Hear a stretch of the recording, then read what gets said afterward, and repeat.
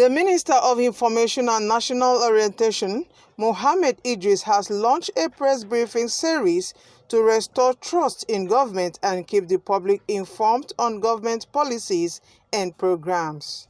The minister made this known during the maiden edition of the briefing in Abuja.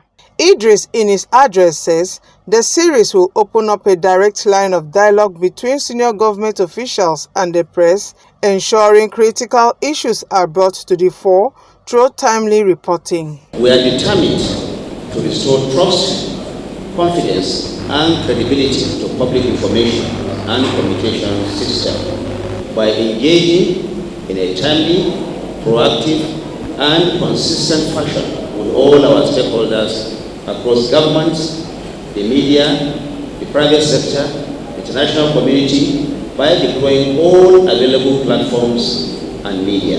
We are highlighting and amplifying the policies, programs, and achievements of President Tinubu-led administration and the positive impact of these policies and programs in the lives of the Nigerian people. We are also working to showcase inspiring stories and narratives from all over the country and about this blessed and beautiful nation that we all call our home. National campaigns to achieve a reorientation of attitudes, values, and ethics in Nigeria. We have already started work in this regard.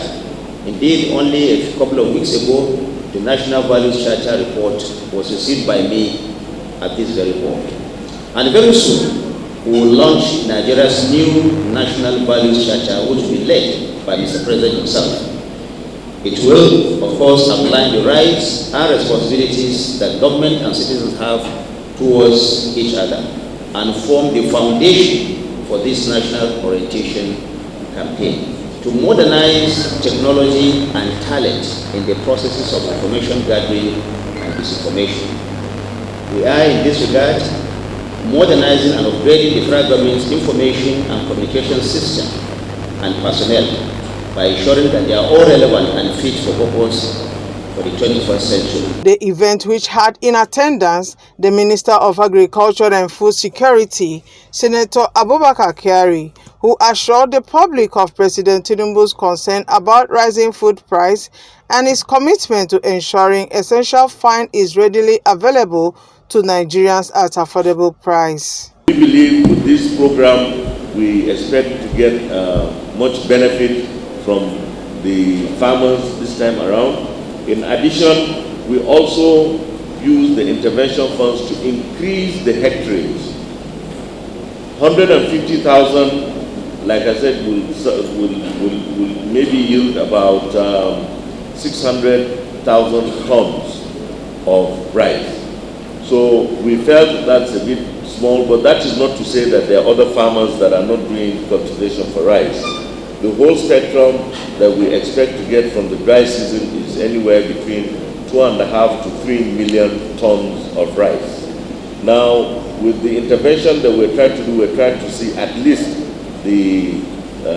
we achieve nothing less than 1 million tons. 1 million tons will be provided by 500,000 farmers.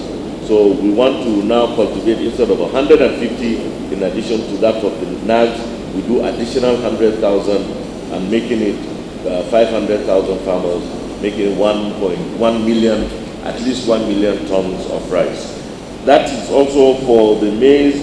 The maize under the nags has 30,000 hectares, which is 60,000 farmers. Maize for dry season doesn't do too well as rice. But for the dry season, we want to increase the maize to 50,000 instead of 30,000, so 100,000 farmers. And for cassava, from 20,000 to 30,000 hectares. What we are experiencing today is a factor of supply and demand. And this is where we are looking at is to ramp up production.